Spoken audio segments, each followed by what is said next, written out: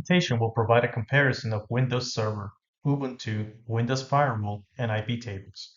Many businesses and IT professionals face the decision of which platform to choose as each has its own strengths and weaknesses. We will begin by examining Microsoft Server in relation to Ubuntu. To begin our comparison, let's cover some of the basics. Microsoft Server operates within the familiar Microsoft ecosystem, featuring a graphical user interface similar to that of the standard desktop experience. This makes Microsoft Server particularly appealing for users with limited experience, as well as those who already use Microsoft solutions like Exchange and SQL Server. On the other hand, Ubuntu Server 2024 is part of the open source Linux environment. This operating system primarily requires users to interact through a command line interface. Ubuntu stands out for those seeking a low-cost, flexible solution. When choosing between different platforms, one important consideration is the ability to control user access.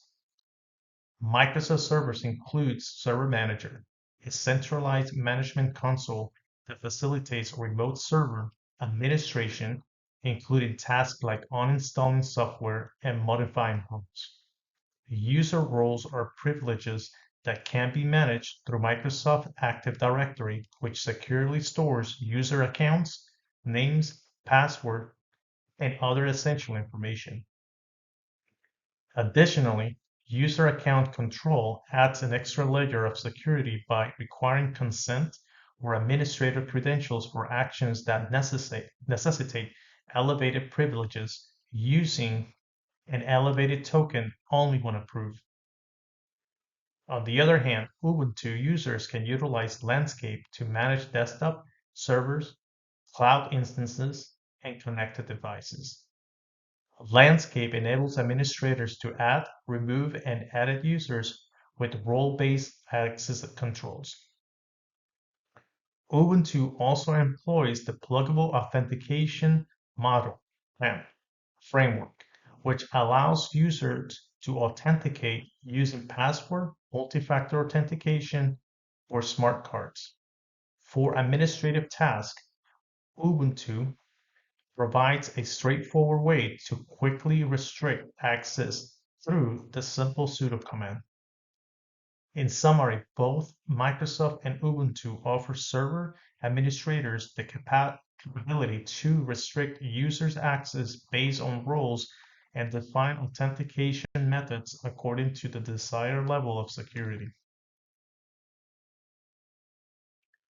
When selecting a server, it's crucial to consider not just user access and authentication, but also additional security features. Both Microsoft and Ubuntu offer strong security capabilities. Microsoft provides Windows Defender, which includes antiviruses and endpoint detection features on Microsoft Server. It also offers tools like Smart Screen for website screening and the Windows Defender firewall. While the operating system includes VPN client and wireless security features, these are separate from Defender. When combined with Windows BitLocker for a full disk encryption, Microsoft Server can create a comprehensive layered security strategy.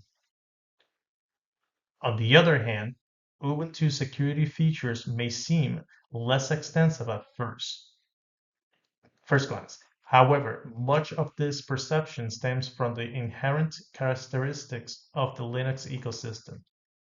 Ubuntu does provide a firewall service through IP tables, and while antivirus solutions are available, they are less commonly used on Linux servers because the volume of Linux target malware is smaller. Instead, Ubuntu focuses on features such as AppArmor for processes confinement and Secure Boot for integrity during startup, which parallel many of the protections offered by Microsoft. Both platforms also provide regular security patches to safeguard against new vulnerabilities. Once a server is operational, it is crucial for administrators to monitor and enhance its performances. Microsoft facilitates this process through Event Viewer, which allows users to review events and errors associated with various devices. These events logs can also be forwarded to your preferred security information and event management tool. Additionally, rules can be established in Microsoft Advanced Audit Policy configuration to monitor specific activities, such as modifications to administrator settings or access to highly sensitive files. Similarly, Ubuntu provides event logging capabilities through journal, scene forwarding via log forwarding, and audit rules through audit. Both operating systems enable administrators to automate server monitoring, ensuring they can promptly address any potential security concern or violation. Both servers provide a variety of security features, though many are optional or configurable in different ways. It's essential for IT professionals to understand which hardening method are the most critical for both platforms. Multi-factor authentication is a necessity.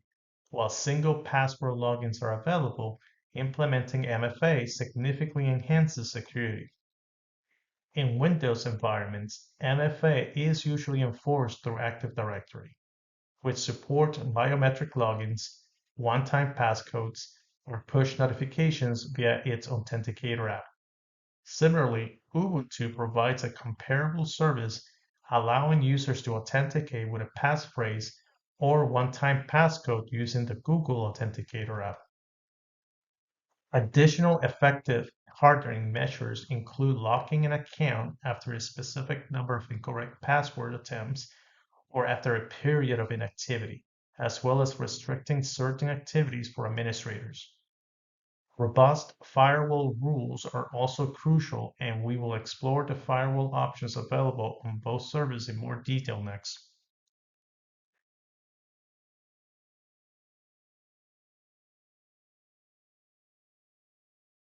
Firewall services enable IT administrators to enhance their system's security by filtering network traffic and blocking access to unauthorized or potentially unsafe users. For Windows servers, the firewall available is Windows Defender, while Ubuntu offers IP tables as one of its firewall options. Windows Defender is a host-based firewall that is built on the Windows filtering platform. It is natively included in the operating system and is enabled by default. On the other hand, iptable is based on the NetFilter framework and are commonly used in Ubuntu servers and Linux systems. It primarily relies on a command line interface. One key difference between Windows Defender and iptables is that Defender operates as a stateful packet inspection firewall. This means that Defender maintains a state table to provide additional context for the packets it inspects. In contrast, iptables can function as both a stateful and a stateless firewall. Stateless inspection allows packets to be examined in isolation, whereas stateful inspection provides more security and is better suited for handling complex and sensitive data. However, stateless inspection is simpler and faster, making it a more suitable option for networks with high traffic volumes or those that do not require extensive security measures. Basic setup of Windows Defender allows users to define three types of network locations: domain, private, and public. The firewall incorporates network locations awareness, which enables it to apply different security settings based on these profiles. For instance, more restrictive rules can be applied to the public profile, which may be relevant when an employee logs in using a coffee shop's Wi-Fi. In contrast, iptables operates mainly with user-defined tables rather than profiles. The filter table determines which packets are allowed through the firewall, while the NAT table translates and modifies IP addresses as they enter and exit the network. Additionally, the Mango table service specialized purposes for more advanced configuration. The effectiveness of a firewall in filtering network traffic depends largely on the administrator's ability to establish relevant and efficient rules and protocols. In Windows Defender, administrators can create rules based on various criteria, such as whether the traffic is incoming or outgoing, the specific application in use, the source IP address, and more. IP tables operates by running a series of rules organized in sequence called chains. The rule in IP tables are processed from top to bottom, with the first matching rule being applied. To enhance clarity, administrators often add a deny all rule at the end of the chain. However, a more reliable method is to set the chain's default policy to drop, allowing only the necessary traffic explicitly. On Windows, the firewall can be managed through a graphical console, scripts, and automation, as well as centrally using group policy to ensure that rules remain consistent across servers. Additionally, it integrates with the broader Microsoft Security Framework and supports IPsec connection rules. In Ubuntu, IP table rules are typically created via the command line and can be made persistent across reboots using the IP tables persistent mechanism. In large environments, administrators often use Ansible to deploy and manage consistent firewall configurations across multiple servers. To enhance security on Windows, it is recommended to implement a default deny policy for inbound traffic. This involves creating narrowly scoped rules and ensuring that only administrators have the authority to add or modify firewall rules. Additionally, administrators should enable auditing for any changes made to firewall rules in order to detect any unauthorized modifications. Similarly, on Ubuntu, firewall hardening begins with a default deny policy that allows only essential traffics. Administrators frequently limit SSH access to trusted IP ranges and employ rate limiting rules to prevent brute force attacks. For instance, they may use the IP table reason model to drop new SSH connections that exceed a specific threshold per minute. In conclusion, both options offer comparable features and functionalities. The decision between the two will likely hinge on the project's budget and the server administrator's experience.